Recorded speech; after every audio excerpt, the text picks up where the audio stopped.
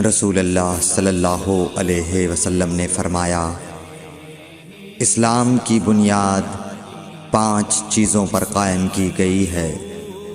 اول، گواہی دینا کہ اللہ کے سوا کوئی معبود نہیں اور بے شک حضرت محمد صلی اللہ علیہ وسلم اللہ کے سچے رسول ہیں، اور نماز قائم کرنا اور زکوٰۃ ادا کرنا اور حج کرنا اور رمضان کے روزے رکھنا۔ صحیح بخاری حدیث نمبر 8۔